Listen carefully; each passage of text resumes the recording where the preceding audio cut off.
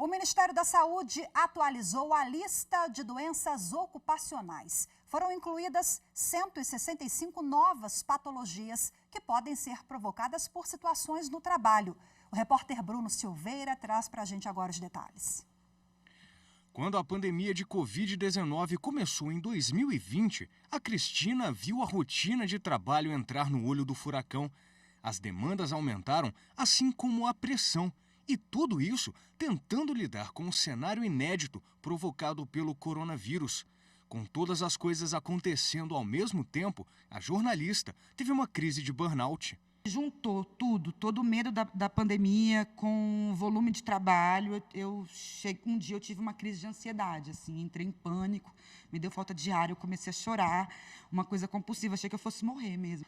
E foi a partir daí que eu comecei a entender o que eu estava tendo, que era o burnout. Depois do susto, Cristina aprendeu a lidar com o ambiente profissional e hoje prioriza a saúde mental.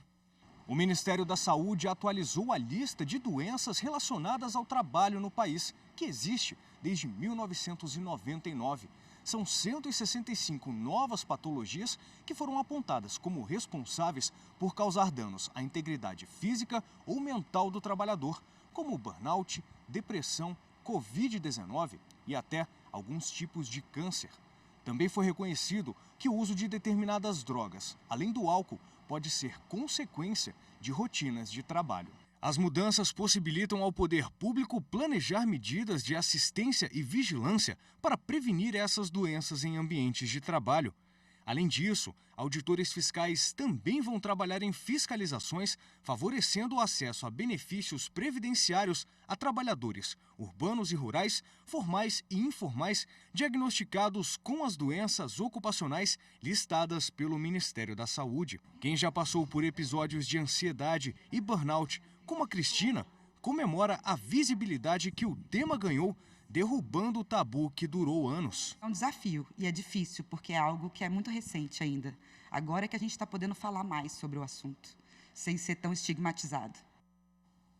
É verdade. Então, agora, para a gente falar mais sobre o assunto, eu recebo aqui no estúdio da TV Justiça o advogado que é especialista em Direito do Trabalho, Max André Santos. Doutor Max, boa tarde, seja bem-vindo. Muito obrigada pela sua presença. Boa tarde, Rafaela. É um prazer estar aqui. Quando a Cristina fala no finalzinho da reportagem que acompanhamos, né, esse tema burnout, a saúde mental, realmente era um tabu, assim como essa lista, né, são 165 novas doenças ocupacionais, muitas que a gente já vinha percebendo no dia a dia do trabalhador e agora saiu essa lista. Isso é positivo? Isso.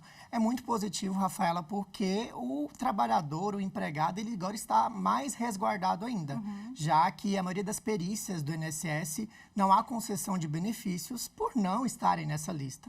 Então, é uma lista que veio para proteger ainda mais o empregado. Essa lista tinha que estar ali atualizada, porque já são mais de 20 anos sem nenhuma atualização. Então, é um ponto positivo, sim. Agora, são doenças que foram adquiridas em virtude da atividade exercida pelo trabalhador, né?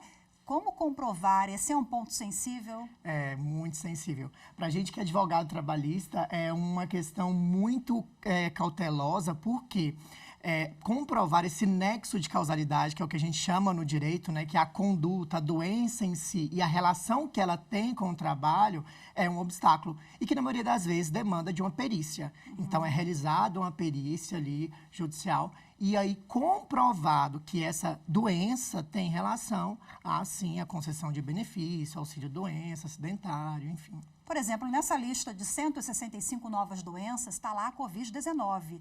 Mas como o trabalhador vai conseguir comprovar que ele pegou a Covid no trabalho? É bem complicado, né? Já que é uma doença recente e tem essa comprovação, essa dificuldade que a gente tem e vê, visualiza. Muito vai depender da atividade, Rafaela, que esse trabalhador desempenha. Se ele tem contato com o público, né? Então, por exemplo, se é um serviço ali que demanda aquele contato, aquele atendimento ao público, se não é, né? Se ele fica em um escritório. Então, tem essa particularidade ali, que tudo vai depender da análise do caso mesmo. E quais são os documentos? São laudos, médicos, prova testemunhal, tudo isso? Isso, tudo isso. Além da perícia. Então, a perícia é muito importante. O papel do perito é esse. Então, não ação, eventual ação judicial, ele vai fazer a perícia com esse empregado e com o resultado da perícia e com o livre convencimento do juiz, através daquelas provas no processo, o juiz vai dizer que, de fato, aquela doença, sim, tem relação com o trabalho ou não, se não tem relação com o trabalho. E entre as doenças ocupacionais que figuram hoje entre as mais comuns entre os trabalhadores, nós temos pelo menos o topo do ranking? Tem sim. A gente tem as 5 principais doenças, a gente tem aí ALER, doenças de transtornos mentais, né, que infelizmente a pandemia tem resultado muito nisso. Então, ansiedade, depressão, burnout, que a gente viu na matéria, né? Então, são doenças ali que demandam mais, se fisicamente falando, mais esforços repetitivos, então movimentações repetitivas, e também não pode deixar de falar dos transtornos mentais que existem também. Agora, o trabalhador que é afastado em virtude de uma doença ocupacional, uma doença do trabalho, ele tem estabilidade quando volta e é um pouco diferente em relação até recolhimento, né? Sim, justamente. O empregado, quando ele é afastado pelo INSS com auxílio doença acidentário, ele goza de estabilidade de 12 meses na sua volta, após o afastamento. Durante esse auxílio doença acidentário, a empresa continua fazendo recolhimento, por exemplo, do FGTS, o que é diferente no auxílio doença comum.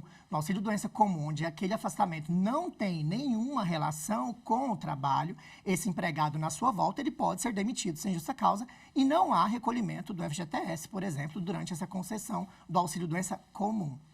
Bom, as doenças mentais, digamos assim, né, o burnout, ansiedade, o mal do século, a depressão, né?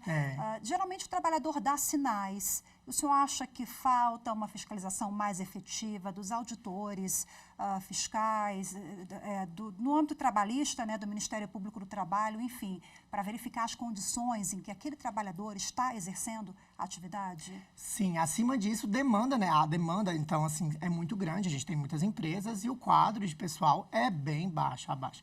Só que, acima disso, Rafael, acho que eu queria pontuar mesmo que as empresas, ela tem que ter esse olhar mais atento, né? Então, ela tem que ter uma boa gestão de pessoas. Eu costumo falar para os meus clientes que a principal matéria-prima de uma empresa é as pessoas, né? É os colaboradores, porque é ele que vai gerar o resultado, o lucro que é almejado pelos empresários. Então, se você não tem uma boa gestão de pessoas, né? Então, só tende a ter malefícios ali, seja no atendimento com o cliente, no número até de faturamento da sua empresa. Então, um olhar mais atento, mais empático para as pessoas ali é o caminho, diríamos assim.